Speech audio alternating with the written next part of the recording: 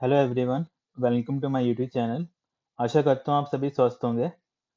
तो जैसा कि हम अपने कंप्यूटर के क्वेश्चन डिस्कस करते हैं रेगुलरली, आज हम अपने नेक्स्ट क्वेश्चन डिस्कस कर लेते हैं। आज का हमारा फर्स्ट क्वेश्चन आ गया, using output device one can. यहाँ पे बोला है सिंपल कि जितने भी हमारे आउटपुट डिवाइस हैं उनसे हम क्या काम करते हैं, बेसिकली इनपुट करते हैं, डाटा को स्टोर करते हैं, स्कैन करते हैं, या फिर व्यू या फिर प्रिंट करते हैं डाटा। तो यहाँ पे राइट आंसर क्या होगा हमारा? फोर्थ यहाँ पे राइट आंसर होगा। तो आउटपुट डाटा बेसिकली क्या काम करता है, या फिर आउटपुट डिवाइस से हम क्या करते हैं? या तो किसी भी इंफॉर्मेशन को देखते हैं या फिर किसी भी इंफॉर्मेशन को प्रिंट करवाते हैं। प्रिंट इन द सेंस हम प्रिंटर की हेल्प से क्या करते हैं? प्रिंट करवाते हैं। और मॉनिटर की हेल्प से हम क्या करते हैं?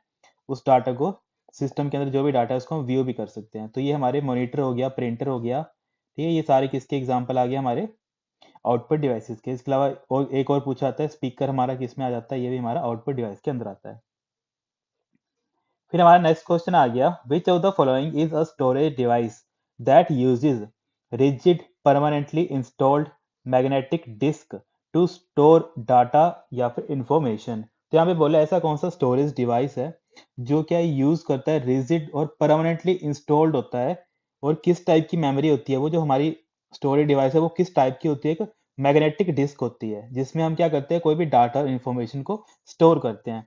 तो ये किस टाइप की मेमोरी की कैटेगरी के अंडर आता है? फर्स्ट लिखा है फ्लोपी डिस्कलेट, सेकंड लिखा है हार्ड डिस्क, थर्ड लिखा है परमानेंट डिस्क, और फोर्थ लिखा है ऑप्टिकल डिस्क। तो हमें सभी को पता है जब भी हम मैग्नेटिक डिस्क की बात करते हैं या फिर मैग्नेटिक स्टोरेज की बात करते हैं तो ये किस किस में आता है? हमारी हार्ड डिस्क के अंदर आता है। तो यहाँ पे हमारा सेकंड क्या होगा? राइट आंसर होगा।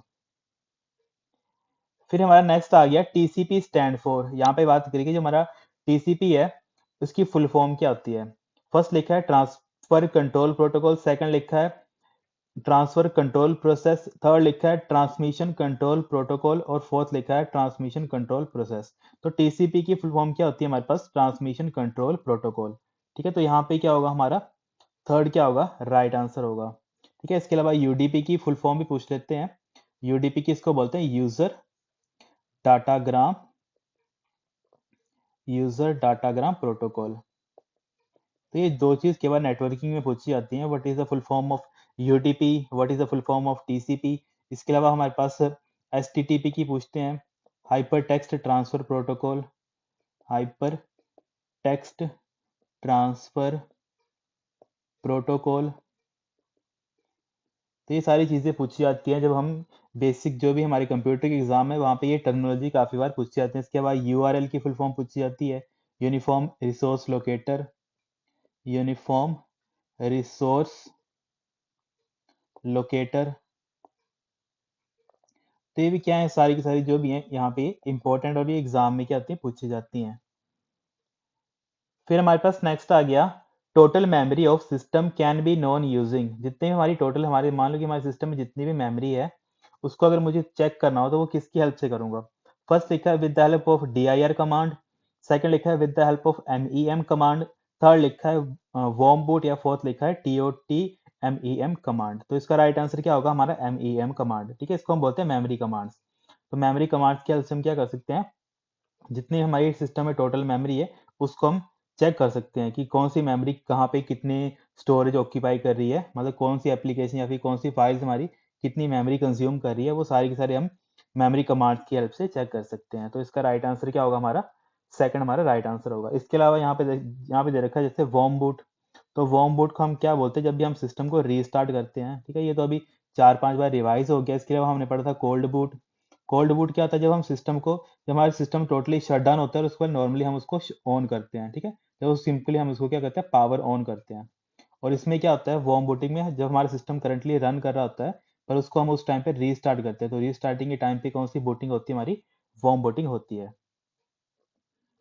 फिर हमारा नेक्स्ट आ गया द टर्म ओवरफ्लो मीन। अब ओवरफ्लो और अंडरफ्लो हमने देख लिया था पहले भी। तो ओवरफ्लो का मतलब क्या था? जब हमारी एक्सेस जो इंटरनल स्टोरेज होती है वो फुल हो गई होती है। तो यहाँ पे हमारा क्या राइट आंसर होगा? हमारा फर्स्ट ही हमारा राइट आंसर होगा कि जो हमारी इंटरनल स्टोरेज है वो फुल हो चुकी है, इसके अलावा हम उसके अंदर वो डाटा नहीं डाल सकते हैं, तब ये उस टर्म को हम क्या बोलते हैं? ओवरफ्लो बोलते हैं। फिर नेक्स्ट आ गया हमारे पास superscript, subscript, outline, emboss, engrave are also known as.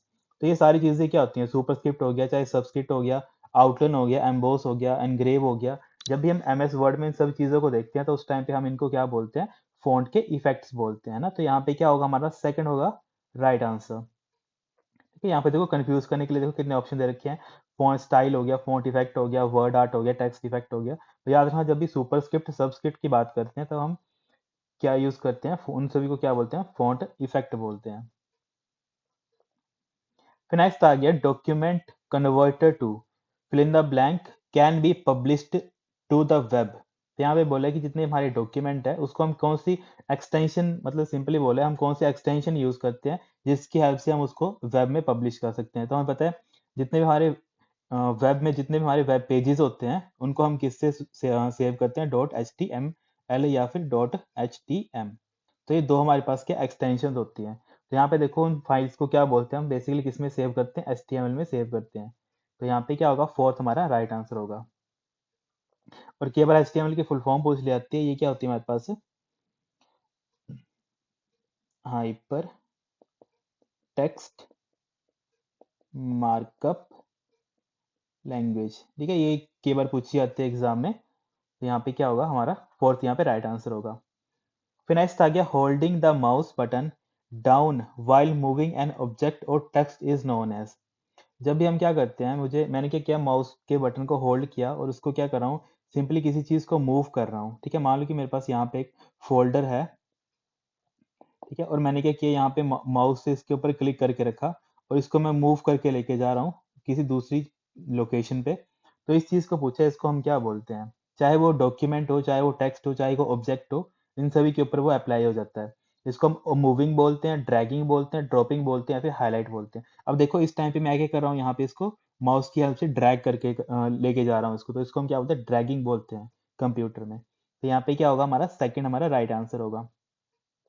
Next आ गया what happens when we try to delete the files on the floppy. यहाँ पे बोला है कि अगर हम किसी फाइल्स वगैरह को डिलीट करने का ट्राई करते हैं फ्लॉपी में, उस टाइम पे क्या होता है।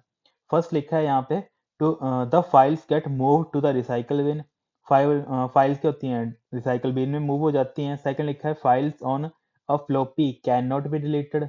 जो हमारी फ्लॉपीज के ऊपर जो फाइल होती है वो डिलीट नहीं होती हैं। थर्ड लिखा है the files get deleted and can be restored again from recycle bin. और फोर्थ लिखा है यहाँ पे the files get deleted and can not be restored again. तो यार हाँ, जब भी हम फ्लॉपी डिस्क की बात करते हैं तो फ्लॉपी डिस्क में जब भी हम किसी फाइल को डिलीट करते हैं उस टाइम पे क्या होता है, जो भी डिलीटेड फाइल्स होती हैं, वो जो भी फाइल होती हैं वो बेसिकली डिलीट हो जाती है और उनको हम रीस्टोर नहीं कर सकते हैं। ठीक है, जैसे हमारे नॉर्मल हार्ड डिस्क वगैरह में जब भी हम किसी, मान लो हमारे सिस्टम में यहाँ पे एक फोल्डर आता है ना रिसाइकल बिन का, जब भी हम कोई चीज़ डिलीट करते हैं वो कहाँ जाती है, सबसे पहले रिसाइकल बिन में जाती है। और उससे वहाँ पे हम उसको रीस्टोर कर सकते हैं। मान लो मैंने एक फोटो डिलीट कर दी और मैं रिसाइकल बिन में उसको चेक करूंगा जाके और उसको वहाँ पे रीस्टोर करूंगा तो वो फोटो दोबारा से मेरे सिस्टम में सेव हो जाएगी। पर ये चीज़ हम फ्लॉपी के साथ नहीं कर सकते हैं। ठीक है, तो उसमें जो चीज़ एक बार आपने डिलीट कर दी तो आप उसको रीस्टोर नहीं कर सकते हो। तो यहाँ पे क्या होगा, फोर्थ हमारा राइट आंसर होगा। The files get deleted and can not be restore again. तो यहाँ पे हमारा फोर्थ क्या होगा, राइट आंसर होगा। नेक्स्ट आ गया an educational institution would generally have the following in its domain name. तो जो हमारे एजुकेशनल इंस्टीट्यूशन होते हैं उनका डोमेन पूछा है। तो भी हमें पता, हमें इसका राइट आंसर क्या होगा, हमारा .edu। ठीक है, जो हमें एजुकेशन इंस्टीट्यूट होते हैं ना उनका जो लास्ट में डोमेन नेम देखना, जैसे एग्जांपल ले लेते हैं यहाँ पे www.xyz, जो भी हमारा कॉलेज है .edu करके। ठीक है, यहाँ पे किसी कॉलेज का नाम होगा और edu स्टैंड फॉर एजुकेशन। तो जितने भी हमारे एजुकेशनल इंस्टीट्यूट होते हैं उनके जो डोमेन होते हैं वो किससे मतलब एंड होते हैं .edu। edu stand for education. तो यहाँ पे क्या होगा, हमारा सेकंड हमारा राइट आंसर होगा। और कोई अगर ऑर्गेनाइजेशन का पूछा होगा तो उसका होता है .org। ठीक है, और इसके अलावा .com हमारा आ गया कमर्शियल के लिए। तो ये हमारे तीन चार है जो इंपॉर्टेंट है। फिर हमारा नेक्स्ट आ गया विच की will launch the start button. यहाँ पे बोला है कौन सी ऐसी की है जो स्टार्ट बटन को लॉन्च करती है। तो हमें पता है कौन सी की होती है, हमारी विंडोज की होती है। तो यहाँ पे क्या होगा, थर्ड हमारा राइट आंसर होगा। फिर नेक्स्ट आ गया what is an ad hoc query. यहाँ पे बोला है कि हमारी एडहॉक क्वेरी क्या होती है। फर्स्ट लिखा है प्री प्लान्ड क्वेश्चन। सेकंड लिखा है प्री शेड्यूल्ड क्वेश्चन। थर्ड लिखा है spur of the moment question. Fourth लिखा है question that will not return any result. तो जो हमारे एडहॉक क्वेरी होती है ये क्या होती है, हमारी spare of the moment question. ठीक है, जिस टाइम पे हमने क्वेश्चन किया उसी टाइम, मतलब जिस टाइम पे हमने क्वेरी की उसी टाइम पे हमारे क्या हुआ, वो हमें रिजल्ट जनरेट करके दे देगा, तो इसको हम बोलते हैं spare of the moment question. फिर नेक्स्ट आ गया हमारे पास, in networks fill in the blank is the central structure that connect other portion of the network. इसको हम क्या बोलते हैं, इसको हम बोलते हैं बैकबोन। तो यहाँ पे क्या होगा, हमारा सेकंड राइट आंसर होगा। ठीक है guys, thank you so much, have a great day.